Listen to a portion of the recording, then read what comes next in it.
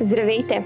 Вие сте с поредицата Да дадеш, в която ще ви срещаме с хората, които даряват не само средства, а сърце, време и усилия.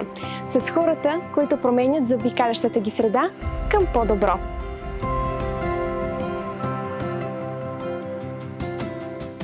В днешния епизод търсим отговора на въпроса как? Как да направим така, че дарителската култура да е по-разпространена? У дома, на работното ни място, в училище, в града и държавата, в която живеем.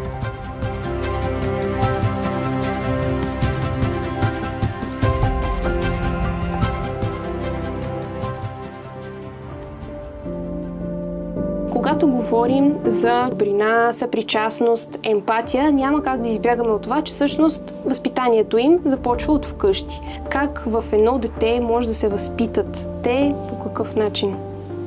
Всички сме чували и не е тайна. Знаем, че е и народна приказка, че първите 7 не бива да се пренебрегват. И това е истина, че всъщност какви качества ще развием като личност. Затова има голямо значение в къщи какво възпитание сме получили, какъв личен пример сме видяли. Родителите могат да бъдат емоционално недостъпни или отсъстващи и това оказва влияние в формирането на личността за напред в живота, в това как един човек ще се свързва с другите, дали ще развие емпатия, дали за него света ще бъде враждебен, дали ще открива добрина от другите, дали ще може да се довери. Може ли да направим някаква връзка между емпатията и между агресията? Значи ли това, че ако едно дете, един човек е възпитан в това да изпитва съпричастност и добрина, бихме живели в бъдеще в едни не толкова агресивни времена, тъй като всеки ден чуваме за изблици на насилие, на тормоз. Това зачестява все повече и повече. Има ли някаква такава взаимосвързаност между двете? Разбира се. Смятам, че именно когато едно дете е било емоционално сигурно в семейството е израснало по здравословен такъв начин, това означава да е привързано здравословно към родителите си. Такова дете, то владее емоциите си и знае как да го направи. Много е интересно, че една емоция преминава през човешкото тяло за около минута, което означава, че не си струва да таим тази враждебност в себе си и че не трябва да позволяваме на тази една минута да ни разруши, например, целият ден. Когато говорим вече за по-големи и зрели хора, по какъв начин дарителския акт, това ти да се чувстваш полезен на някого, влияе на психическото състояние на човека? Има голяма връзка наистина, когато правим добро, защото това понижава нивата на стрес и човек се чувства удовлетворен, че е помогнал, че е дал от себе си и че е успял да удовлетвори тази своя потребност да прави добро. Защо според теб се случва така? Това са лично мои наблюдения, че именно добрите хора, тези, които се раздават за околните, в един момент биват потиснати от тези, които са склонни по-скоро да разделят и да поляризират обществото. Това е много интересна динамика и аз смятам, че се случва така, че хора, които имат нужда от контрол, власт и агресивно поведение, именно те имат нужда да черпят тази енергия от емпатите и те си взаимодействат. Затова такъв човек, който е емпат, често пъти се чувства изседен, както казваш ти, пренебрегван или използван. Но това не бива да кара хората да вършат злини и да бъдат лоши като останалите. Напротив, трябва да знаят, че това богатство, което имат в себе си, не всеки го има и не всеки го носи. И всъщност това е ценността, която липсва в днешно време и която се търси и се цени като нещо скъпоценно. И тя е такова нещо всъщност. Каква е формулата, чисто психологическата ни настройка за едно по-здраво общество? Защото здравото общество е това, което може да постигне промяната и да дава на членовете си точно това, от което те имат нужда. Аз смятам, че това е свързано с именно нашата народопсихология и ниска самооценка, която имат българите за себе си. Непрекъснато са потиснати и непрекъснато имат нуждата да чуват нещо лошо за другия, не могат да се зарадват на чуждият успех, защото има общества, които именно са по-успешни и там са отразени по-ниски нива на стрес у хората, именно защото са щастливи и са обединени и не се чувстват длъжни да се оправдават за своето щастие или пък да ги интересува щастието на другите.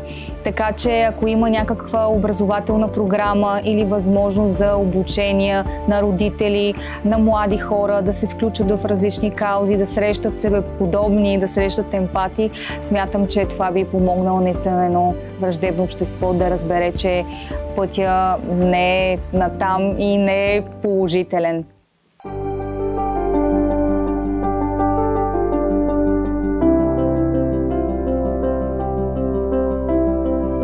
Когато децата влизат в училище, те вече са на 5, 6, 7 години, подготвителна група, първи клас, идват вече са зародени в тях някакви добродетели и ценности. Обаче каква е ролята на училището в това да затвърди такива като добрина, съпричастност, емпатия или всъщност тепърва да ги заражда в някои от децата? В някои от децата тепърва да ги зараждат, други идват вече с наченки на такива добродетели, които са зародени в семейството, защото смятаме, че и семейството е важно в този случай и всички знаем, че ролята на училището не е само да образова и да дава знания, но ролята на училището има и възпитателна роля и тук е мястото да научим децата да бъдат преди всичко и най-вече добри хора, добри граждани, с добри отношения, с съпричастност, с емпатия към другите, да могат да проявяват загриженост към този, който има нужда от нея в точния момент и в точния час.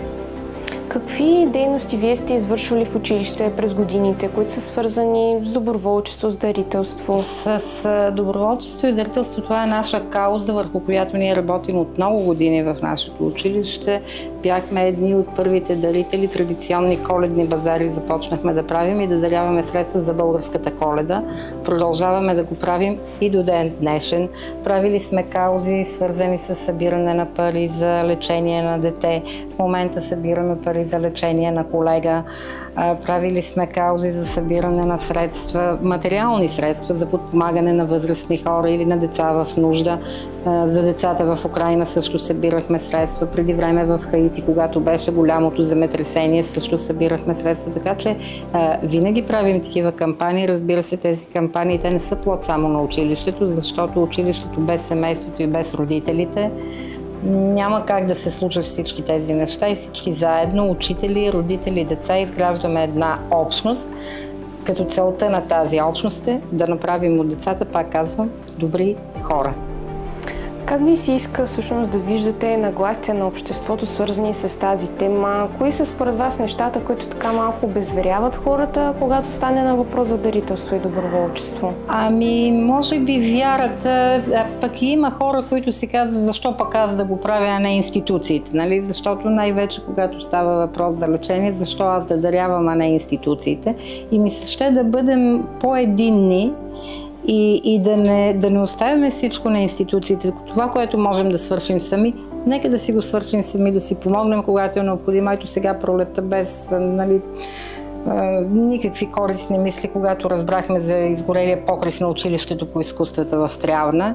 Даже децата от ученическия съвет, те самите дойдоха и ми предложиха: госпожо, може ли да направим кампания? Може, ние си имаме кутии, поставяме кутиите. Чудесно. Какво казват децата? Какво казват родителите? Да ви кажа, приемат го и те с отворено сърце. Аз лично преди няколко години правихме една кампания да помогнем деца в нужда и тогава си спомням, че помогнахме детски градини в Макреш и в Раковица. Там също децата са на 100% от уязвими групи и събирахме, и подпомогнахме и на червения, на Български червен кръст, пак дадохме пакети. Тогава имаше родители, събираме само пакетирани храни, което е пакет. Имаше родители, които носеха цели кашони и казват: ние просто искаме да се включим. Така че доброволчеството смятам, че има място в нашите сърца, просто трябва само да сме отворени и някой да даде идеята.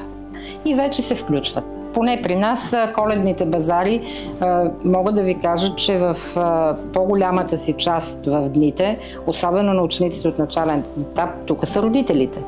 Те се включват в изработването на предметите, те се включват в продажбата, в събирането на средства, след това в даряването на средства. Така че, пак ви казвам, училищната общност е сила, стига да бъде насочена в правилната посока. В последните години все повече дарителски каузи се появяват в общественото пространство. Естествено, ние трябва да ни да още доста време, за да достигнем нивата от преди 1944 година, по времето на царство България.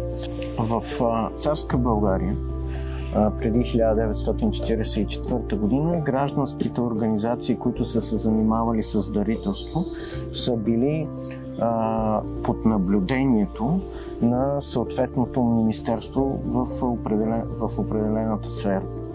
По този начин се увеличавало доверието към тях и е дало възможност на хората да даряват, но да знаят, че държавата също стои зад съответната идея и съответната инициатива. По този начин хората са смятали, че ще има по-малко измами и по-малко злоупотреба с тези средства. И наистина тук е основополагащата роля на държавата. Да създаде доверие и да създаде възможност да няма злоупотреби.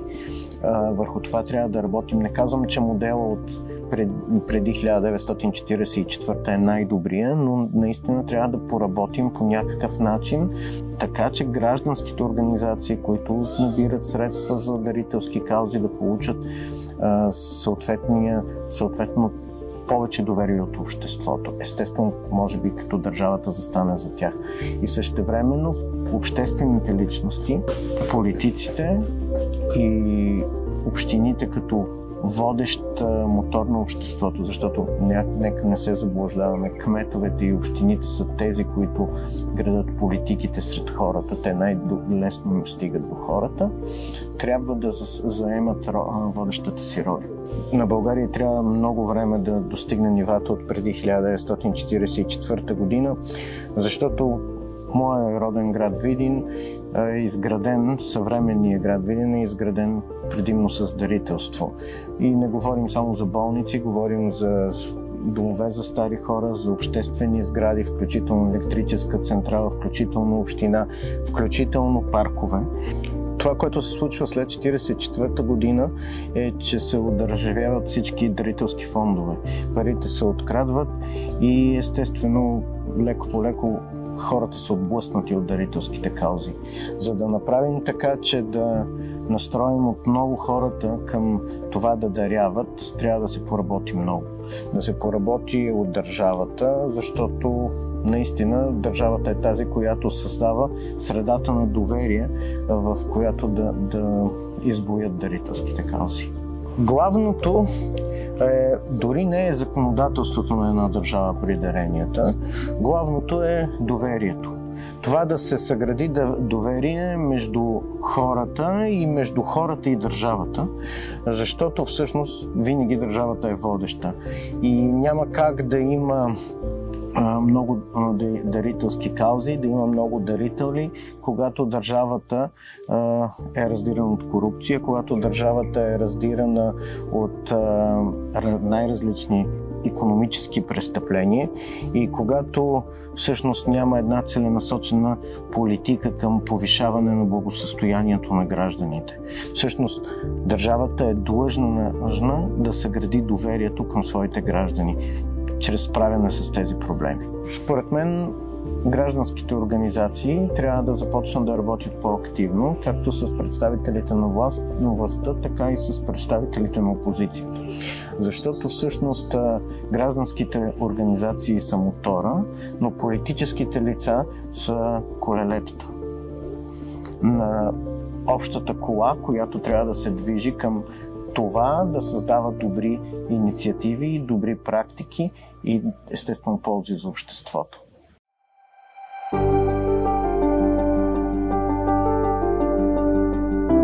Благодарим Благодарим ви, че бяхте с нас. Не забравяйте да четете интервютата с всички участници на нашия уебсайт. Линк, към който ще намерите в описанието отдолу.